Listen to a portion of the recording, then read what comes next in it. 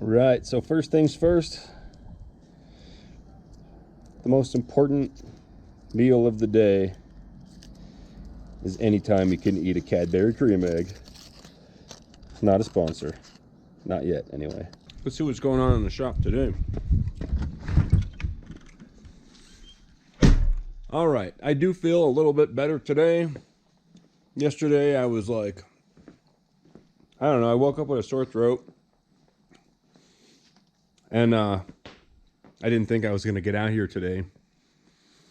So I pretty much just finished up this entire wall. Got up in the rafters and stuff and finished that up. Nothing you haven't seen in the previous two videos. Just time-lapse nonsense. It's drywall, you know. But that entire wall, all three of these walls are done as far as hanging drywall. Next, we have to go around the door and the window over here. And the big thing that I've been thinking about on and off doing the rest of this stuff is how am I going to do the garage door? So what I'm thinking is these bolts here, if they're long enough, I could just remove all these bolts. There's 1, 2, 3, 4, 5 over here. Just remove this entire bracket back a little bit, get the drywall behind it, and then reattach it. And then these bolts, as you can see, you can slide back a 1/2 inch. Same thing with that one. Actually, I don't think that one has any room, does it? No, it doesn't. The other option is to just drywall around it, cut around it. And I mean, this sensor here doesn't work anyway. I cut the cord and I can just remove that. Same thing with the other side. So yeah, I think I'm going to just drywall around it. That little bit isn't going to make that big of a difference. Summertime, wintertime, it's not that big of a deal. Yeah, if I could have taken them off, I would have done that. But that bracket right there and that stuff up there, I really don't want to. I don't want to bring it out because then it's going to leave a gap. For the garage, it'll be even worse. So I'll just leave it as is. I'm sure somebody in the comments is going to tell me how to do that the correct way, but I really don't care. I mean, I do, but it is, by the time you watch this, it'll be done.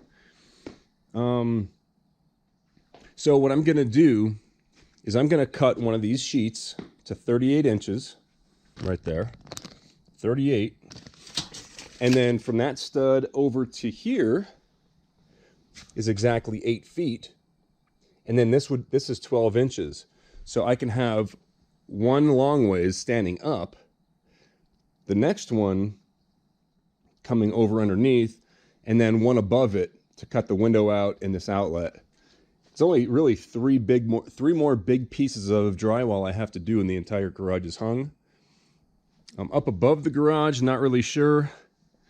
There's an ADT security thing that I can take off and definitely put that back on. Again, however, I have to see about the garage door going up. It should come away from the wall because of this. So I should be okay to drywall from like here up.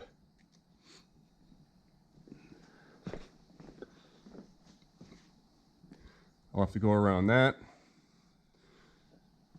But I think we'll be okay. It's going to be tricky because also I have to get all these notches all the way across. So it's going to be a lot of piecing together, probably the most challenging part, but a lot less heavy stuff, so that's good. All right, let's finish up hanging drywall and then we can get to mudding. All right, made some good progress so far today. That piece standing up, as you can see, I didn't go all the way over. I didn't cut around it. I decided to cut an exact 36-inch piece that went straight across, and then that allowed for an exactly 8-foot piece to come over here. And then the tailings, what's the word? The trim off of that original piece was exactly 12 inches. That fit exactly right there. So everything worked out. Yeah, cut the window out. And yeah, man. The only thing we have left to do, and I shouldn't say the only thing because it's kind of a big project, it's going to be up and around the door and up inside, because just like on the other side, the foundation came up higher, so it worked out where I could just trim around the full sheets. But the other side, we're going to have a lot of little pieces. Actually, I might be able to fix it. I do have a lot of scraps over here, but if I can help it, I don't want to use a lot. I want to use like one long piece and then trim out. That way there's only one seam instead of, 100 seams. That would make more sense. But I'm gonna have a lot of leftovers. I got like 4 full sheets here. Probably only gonna use one more full sheet. Just to avoid I could use this stuff over here to avoid making more seams. But if I don't have to, I won't. Yeah. Awesome.